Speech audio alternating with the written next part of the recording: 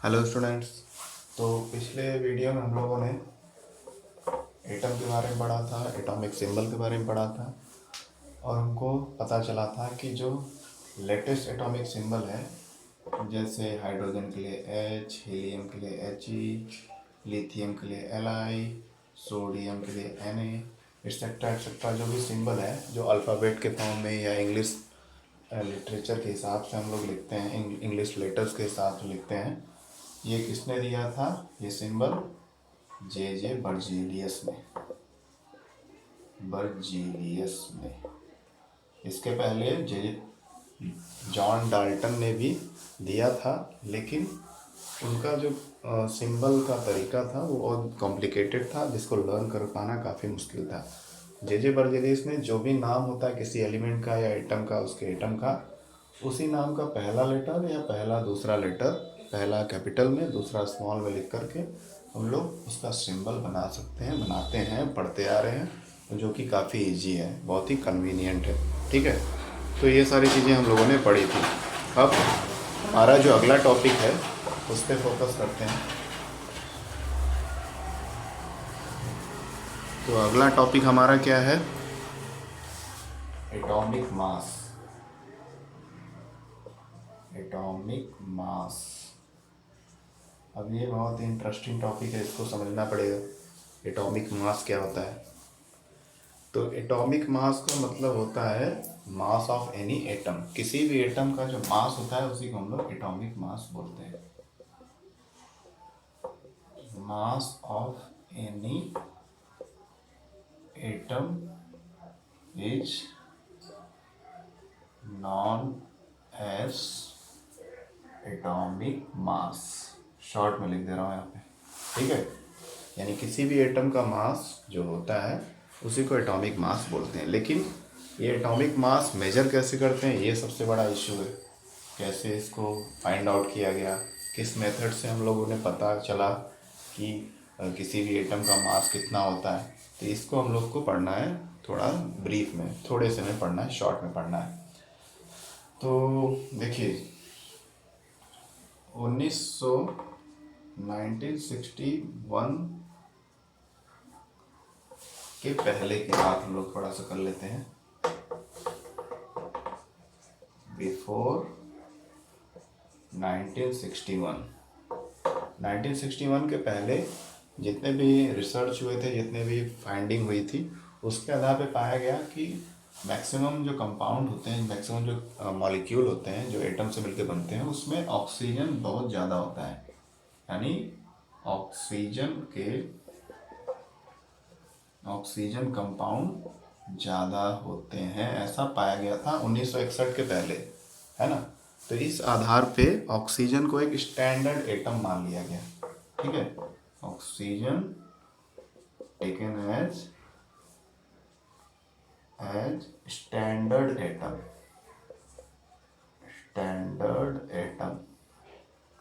ठीक है। ऑक्सीजन को एक स्टैंडर्ड एटम मान लिया गया। क्यों? क्योंकि 1961 के पहले का जो फाइंडिंग था, जितने भी रिसर्च हुए थे, जितने भी बाकी प्रोसेस हुए थे, उससे ये पता चला कि अधिकतर जो कंपाउंड है वो उनमें ऑक्सीजन होता है। तो यानी जो चीज़ अधिकतर चीज़ों में पाई जाती है, अधिकतर मॉलिक्यूल, अधिकतर मैटर में पाई जाती है, उसको स्टैंडर्ड मान लिया गया। स्टैंडर्ड क्या होता है? स्टैंडर्ड वो चीज़ होती है जिससे कंपेयर करके हम दूसरे का वैल्यू बताते हैं, है ना। तो ऑक्सीजन को स्टैंडर्ड माना गया था 1961 के पहले। बट बाद में और भी रिसर्च हुआ, और भी डेवलपमेंट हुआ, और भी टेक्निकल डिवाइसेस आने लगे, जिसके बाद हमको और अच्छे से जानकारी मिली। तो पता चला, क्या पता चला?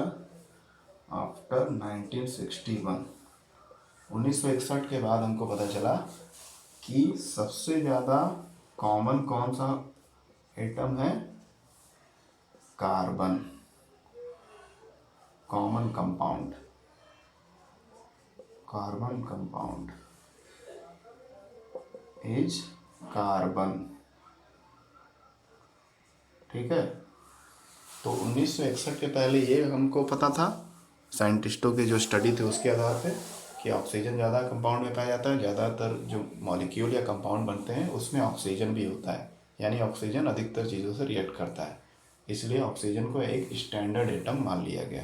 यानी इसके मास से कंपेयर करके हम लोग दूसरे एटम का मास बताते थे कि इसका इतना होगा ऑक्सीजन के कंपैरिजन में।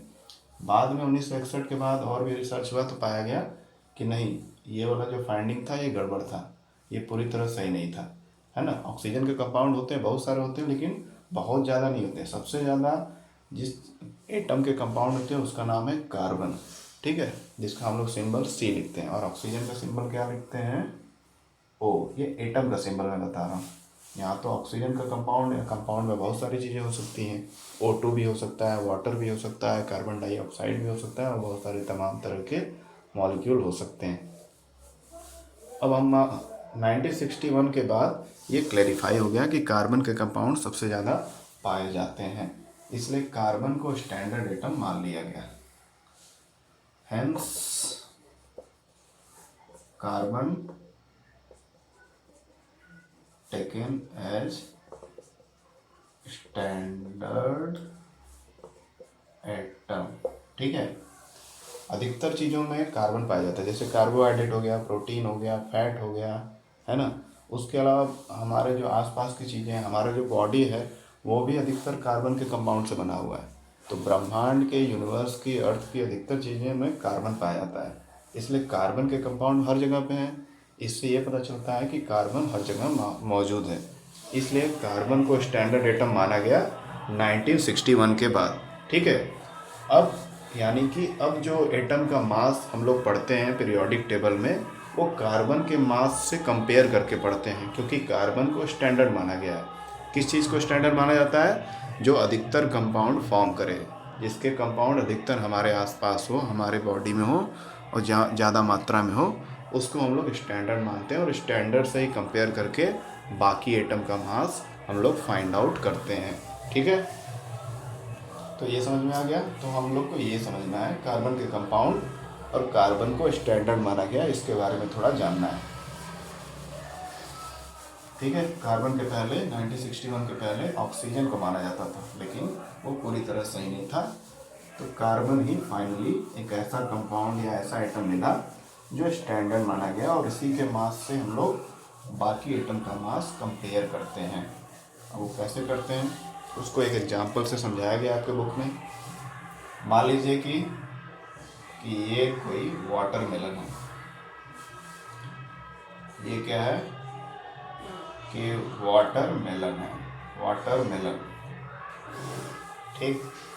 और यहाँ पर हमारे पास कुछ फ्रूट्स हैं, छोटे छोटे फ्रूट्स हैं, एक ही मान लेते हैं या दो मान लेते हैं, कोई भी फ्रूट है, टोमेटो है, पोटैटो है, कुछ भी मान लेते हैं। तो ये हमारा वाटरमेलन है, ये कुछ छोटे छोटे फ्रूट्स हैं।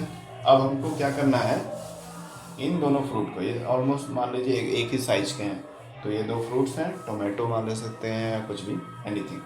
तो ये फ्रूट है और ये हमारा वाटरमेलन है। अब इससे हमको इसको वेट करना है, तो क्या कभी ये दोनों एक हो पाएंगे? मुश्किल लग रहा है ना। तो हमने एक तराजू लिया, एक सिंपल एक्सप्लेनेशन हम लोग समझ रहे हैं।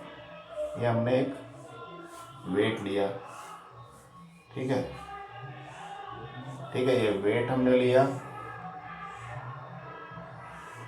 ये इसका पैन है जिसमें हम लोग वेट एक तरफ रखते हैं, एक तरफ मटेरियल रखते हैं, है ना। और यहाँ पर एक इसका एरो रहता है जो सेंटर में रहता है, अगर दोनों तरफ बैलेंस है अमाउंट, जैसा कि आप लोग फिजिकल बैलेंस देखे होंगे। तो मान लेते हैं सबसे पहले हमने इस वाटरमेलन को पूरा उठा के रख दिया, ठीक है। ये हमारा वाटरमेलन है, इसको मैं WM से लिख दे रहा हूँ। तो ये वाटरमेलन रख दिया है बड़ा सा, और इधर छोटे छोटे दो फ्रूट्स रख दिए मैंने। हमको क्या करना है, इन दोनों फ्रूट्स का वेट निकालना है, कितना होगा, बैलेंस वेट निकालना है, ठीक है। इसको समझने के बाद हम लोग कार्बन एटम पे आएंगे कि कैसे कार्बन से कंपेयर करते हैं, क्योंकि इसी से उसका लिंक है।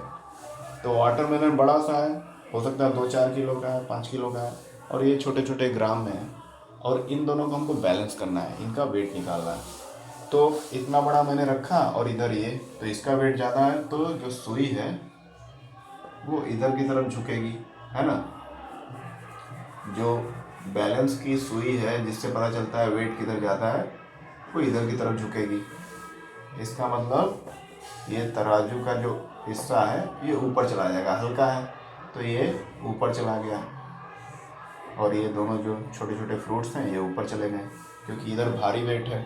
हमने क्या किया, अब वाटरमेलन को निकाला क्योंकि भारी है, बैलेंस हो नहीं रहा है, इसके कुछ टुकड़े किए। मान लीजिए पहले आधा किया, आधे को रख दिया अगली बार, है ना, पहले स्टेप में तो बहुत ज़्यादा था, अब आधे को रख दिया, आधा वाटरमेलन रख दिया मैंने, तो थोड़ा सा ये सुई हल्का सा ऊपर हुआ, लेकिन फिर भी अभी ज़्यादा है, अभी भी ये थोड़ा सा ही हल्का सा नीचे आया, लिटिल बिट, यानी वेट अभी बैलेंस नहीं हुआ है। अब वाटरमेलन के मैंने 4 टुकड़े किए, अब 4 टुकड़े का एक टुकड़ा मैंने यहाँ पे मान लीजिए रख दिया, है ना, तो और थोड़ा सा वेट हल्का हुआ, ये हल्का सा और नीचे आया, लेकिन फिर भी ये भारी है क्योंकि वाटरमेलन बड़ा होता है। फिर उसके मैंने और 6 टुकड़े किए, फिर 8 टुकड़े किए, फिर 10 टुकड़े किए, इक्वल टुकड़े, इक्वल पार्ट्स किए जा रहे हैं, है ना, ये नहीं कोई बड़ा छोटा है, इक्वल पार्ट्स किए जा रहे हैं। तो अल्टीमेटली करते करते क्या हुआ कि 12 पार्ट्स कर दिए। कितने पार्ट्स कर दिए? 12 पार्ट्स।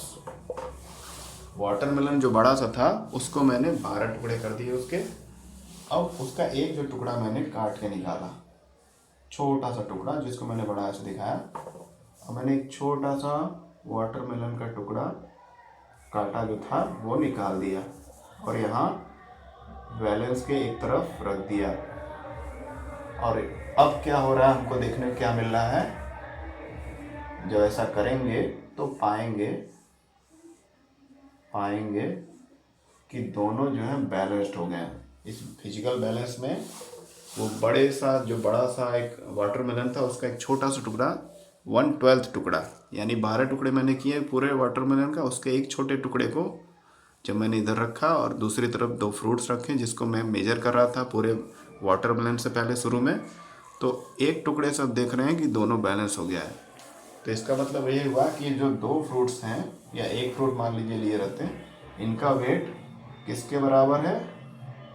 वाटरमेलन के एक 1/12 टुकड़े के बराबर है ना, क्योंकि ये पूरा वाटरमेलन 1 था, इसके मैंने 12 टुकड़े किए, 12 इक्वल पार्ट्स किए और उसका एक पार्ट मैंने निकाल के इसमें रखा, तब जाकर ये बैलेंस हो गया दोनों तरफ। ठीक है, समझ में आ रहा बात? यानी हमने क्या किया यहाँ पर हमारे पास बट्टा नहीं था, जो बट्टा जो होता है जिसमें 1 kg 2 kg 5 kg 10 kg ये सब प्रिंट रहता है, उसको ना लेकर के दोनों तरफ ही हमने ऑब्जेक्ट ले लिए और हमको बैलेंस करना था। तो बैलेंस करके पता करना था इसका वेट।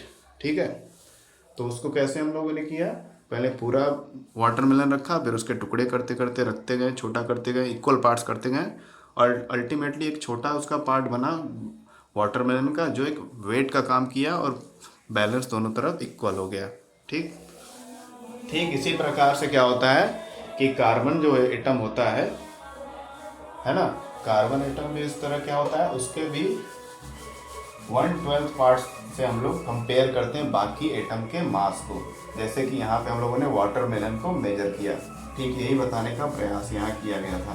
ठीक ना, कार्बन जो होता है, कार्बन एटम का मास कितना होता है? 12। ठीक है, और कार्बन एटम का मास कितना हो गया? 12 हो गया। ठीक है, अब किसी दूसरे एटम का मास जब कंपेयर करते हैं तो कार्बन के 1/12 से कंपेयर करते हैं। 1/12 of carbon atom is equal to 1 AMU। अब ये क्या आ गया? AMU। देखिए, जब कार्बन एटम का मास कितना होता है? 12। ठीक, जो स्टैंडर्ड होगा, स्टैंडर्ड आप समझते हैं ना, जैसे बटखरा हो गया, है ना, बटखरा होता है ऐसे कुछ शेप का, उस पर 1 kg 2 kg इस तरह से कुछ प्रिंट रहता है और उसी को रख करके दूसरी तरफ हम लोग सामान रखते हैं बैलेंस पे और मेजर करते हैं, है ना। ठीक इसी तरह से कार्बन के कंपाउंड हमारे पृथ्वी में बहुत ज़्यादा पाए जाते हैं, तो कार्बन का मास हमने मेजर किया और उसके मास से फिर उसके मास को एक बटखरे की तरह ले लिया और बाकी का मास उससे कंपेयर करने लगे। कैसे कंपेयर करते हैं? 1/12 of the carbon atom, carbon का 1/12 का मास का कंपैरिजन जो करते हैं दूसरे एटम से, उसको हम लोग बोलते हैं 1 AMU, 1 एटॉमिक मास यूनिट। ठीक है, AMU यानी एटॉमिक मास यूनिट। ठीक, एटॉमिक मास यूनिट उसको बोलते हैं। समझ में आ रहा बात? तो यही चीज़ आपको समझना है। और इसी प्रकार से सारे एटम का मास डिफाइन होता है, फाइंड आउट होता है कार्बन से कंपेयर करके। हमेशा कार्बन के 1/12 पार्ट से कंपेयर करते हैं हम लोग किसी भी एटम का मास, और उससे हमको उस एटम का मास पता चल जाता है। जैसे हाइड्रोजन का हो जाता है 1, हीलियम का हो जाता है 2, लिथियम का हो जाता है 7, इस तरह से कार्बन का 12 तो खुद है ही, ये स्टैंडर्ड है, इसी से कंपेयर करते हैं हम लोग बाकी का मास, है ना।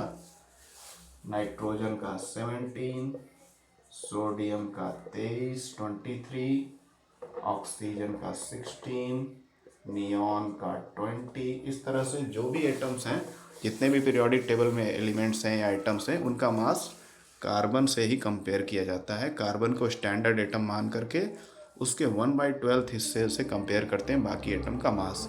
और 1/12 ऑफ कार्बन एटम जो होता है वो किसके बराबर होता है? 1 एटॉमिक मास यूनिट के बराबर होता है। और 1 एटॉमिक मास यूनिट का वैल्यू क्या होता है? 1 AMU का वैल्यू भी आपको याद होना चाहिए, वैसे पूछेगा नहीं अभी फिलहाल। 1.6 × 10⁻24 ग्राम, ठीक है। 1 atomic mass unit is equal to 1.67 × 10⁻24 gram होता है, ठीक है। समझ में आ रहा है बात? तो एटॉमिक मास कैसे हम लोग कंपेयर करते हैं? Relative atomic mass find out करते हैं, यानी रिलेट करते हैं, कंपेयर करके बताते हैं। किससे कंपेयर करके? कार्बन 12 से, क्योंकि कार्बन का मास होता है 12, इसलिए इसको कार्बन को हम लोग 12 बोलते हैं, ठीक है।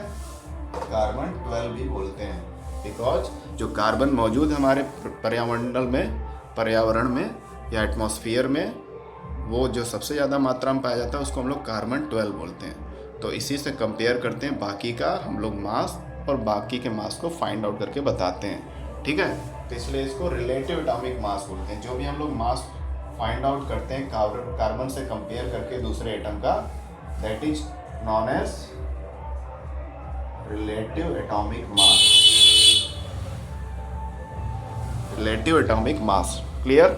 समझ में आ गया? तो ये था एटॉमिक मास। अब नेक्स्ट वीडियो में हम लोग मिलते हैं। Thank you.